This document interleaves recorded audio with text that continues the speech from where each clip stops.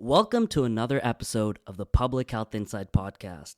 In this episode, we delve into the latest news and trends shaping the way we think about public health and the world around us.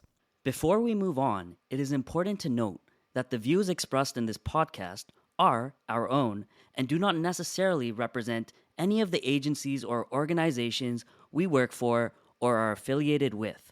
My name is LaShawn, your host for this episode, alongside my co-host, Gordon. We have a fantastic lineup of intriguing topics that are sure to get you thinking. We'll start off by exploring the connection between electric vehicles and improved air quality, and what that means for our health. Next, we'll consider what might happen if the amount of sodium in pre-packaged foods were reduced across the entire continent. And finally, we'll discuss why technology can't be the sole solution to the digital divide. Let's get it.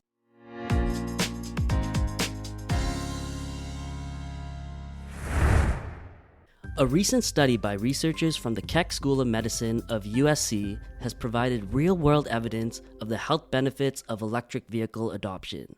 By comparing data on EV registration, air pollution levels, and asthma-related emergency room visits across California between 2013 to 2019, the researchers found that as electric vehicle adoption increased, local air pollution levels and the emergency room visits dropped. The study also revealed an adoption gap between low-resource zip codes and more affluent areas, highlighting the opportunity to restore environmental justice in communities disproportionately affected by pollution and related health problems. Now, the researchers hope to conduct follow-up studies to examine additional types of pollutants and other classes of vehicles. So, Gordon, what's your reaction to that? Two main things stand out. First is the adoption gap that you reference. So the adoption gap speaks to the reality that zero-emission vehicles cost more than the traditional vehicles that we're used to, and there is a greater ability for those in more affluent areas to acquire those vehicles. So I would say that we're not close for this to be an equitable solution just yet, and you might find in the short term that the more affluent communities will continually disproportionately benefit from the adoption. The second thing, however, that I'll finish up with is this also gives an insight onto the fact that there can be local solutions to climate change. And that's something that stood out when I read it, that you can see direct benefits in your immediate community through some different interventions, of which adoption of electric vehicles are one of them. Yeah, exactly. And again, like a Tesla costs $100,000, so people can't afford that. And I really like your point about the local level solutions that can improve overall health. So it's just really cool how things you could do in your own community could have a powerful effect in your local region. So it took place in California, I believe, this real life study. One of the things that came to mind as I read the article was around what are the other factors that might have accounted for some of these observations, because it was just a study of association. So things like, are there different policies or bylaws in different regions that allowed for a better uptake of zero emission vehicles? And that deserves to be explored further. Reducing sodium in packaged foods in Australia to meet World Health Organization benchmarks could save around 1,700 lives per year and prevent nearly 7,000 diagnoses of heart disease, kidney disease, and stomach cancer, according to a new study published in the American Heart Association journal, Hypertension. Most sodium in people's diets come from processed and packaged foods, and reducing sodium in packaged foods is considered by the WHO as a best buy to prevent diseases related to high sodium intake. The Australian government established a voluntary reformulation program for 27 packaged food categories, while the WHO benchmarks include 58 packaged food categories. LaShawn, what's your take on this? It's a very interesting large-scale approach. And when we talk about public health, these are these large population levels, and in this case, Australia, continent level changes. So through this research study, like you mentioned, 1,700 lives can be saved, and it could prevent the diagnoses of 7,000 instances of heart disease, kidney disease, and stomach cancer. And from a public health perspective, that's huge, right? It's basically saying that reducing to this prescribed amount in these packaged or prepackaged foods, you can have all these health benefits. Now, people might wonder, you're reducing the salt content of all these foods that I love. It's going to taste completely different. Are they going to enjoy that?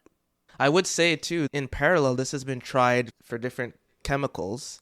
If you think about the state of New York, when they reduce the size of the pops or soda, that reduces sugar content in those too, right? If you have smaller drinks, you consume less sugar. And that was in response to an issue that they were having with the population being overweight or disproportionately having diabetes as well as obesity. So this is not something new that's being tried, but I think what comes to mind is the potential paternalistic nature of the state imposing restrictions on what would normally be considered freedom of choice. But I think the important thing here is this is more of a mechanism to hold manufacturers of food accountable for making the foods as healthy as possible, and so as not to discriminate against people who maybe can't afford anything else besides processed food. And what you're alluding to is one of our episodes where we previously talked about health taxes. Health taxes. Which is basically taxes imposed on unhealthy products to make it less affordable and the less appealing option. Yeah. So this study basically takes it a step above that and directly tackles the manufacturers instead of having the increased burden or cost on the customers and consumers. Yeah, and what we always talk about in public health too is the health promotion piece, which this initiative and this approach fits into health promotion.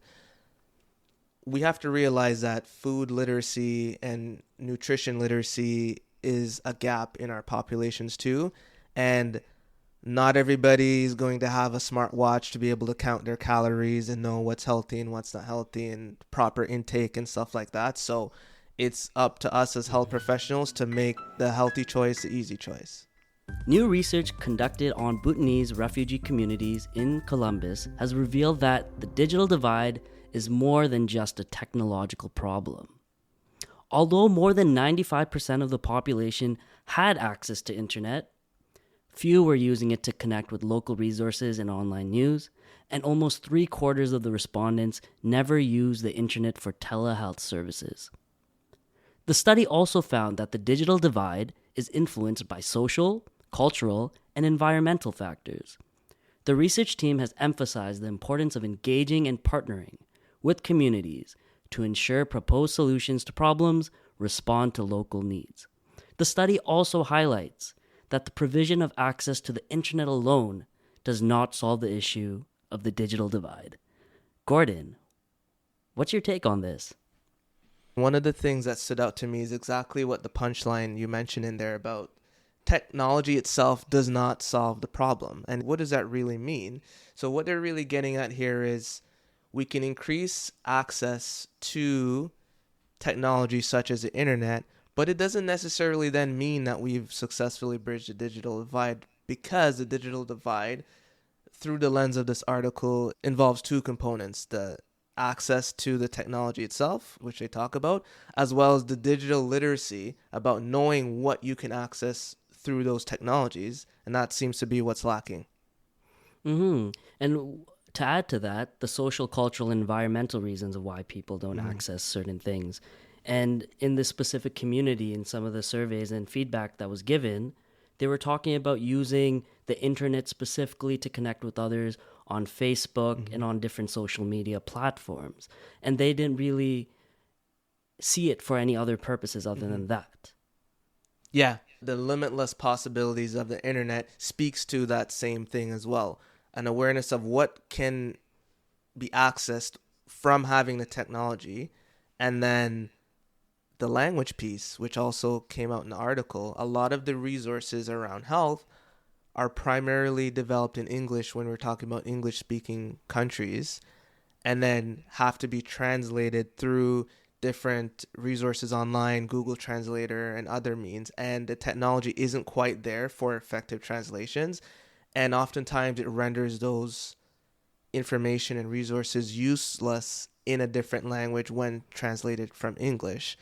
So that's another component too.